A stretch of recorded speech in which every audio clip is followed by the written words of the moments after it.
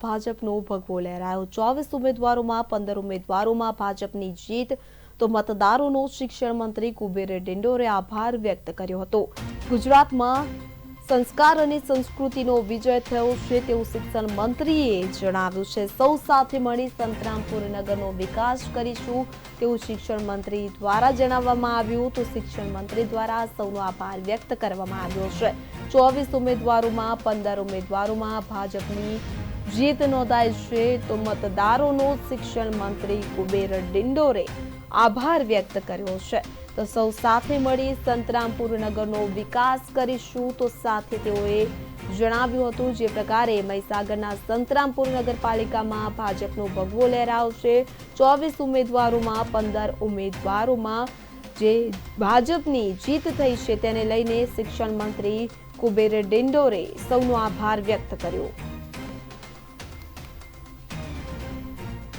ગુજરાતની તમામ જનતાનો આભાર માનું છું અને સવિશેષ આ સંસ્કાર અને સંસ્કૃતિનો વિજય થયો છે અને સવિશેષ મારી વિધાનસભા સંતરામપુર નગરપાલિકાની પણ ચૂંટણી આપણે સંપન્ન થઈ।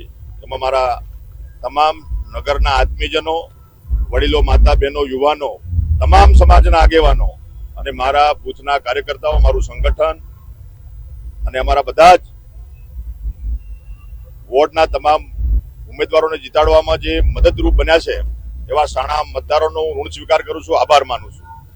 સવિશેષમાં આમ સાથે મળીને આ નગરનું સિનિયરો બદલાય એના માટેના પ્રયત્નો કરીશું। તમામ નગરજનોના અભિપ્રાયો પણ લઈશું અને સાથે મળીને જે સ્પષ્ટ જનાદેશ મારી ભારતીય જનતા પાર્ટીને નગરજનોએ, સાણા મતદારો જે આપ્યો છે એમનો અમારા ઉમેદવારો વતી પણ હું ઋણ સ્વીકાર કરું છું અને એમનો આભાર માનું છું અને આવનારા સમયમાં જેટલું સારું થાય એટલું સાથે મળીને તમામ ઉમેદવારો, તમામ સમાજના લોકોને સાથે લઈને આગળ વધીશું અને સંતરામપુરની જે આન બાન અને શાન જે છે, અમારી જે નદીઓ છે એને જોડીને અહીંયા રજાળુ નગર બને, હરિયાળુ નગર બને, ક્લીન સંતરામપુર બને, ગ્રીન સંતરામપુર બને એના માટેના પ્રયત્નો સાથે મળીને અમે કરીશું।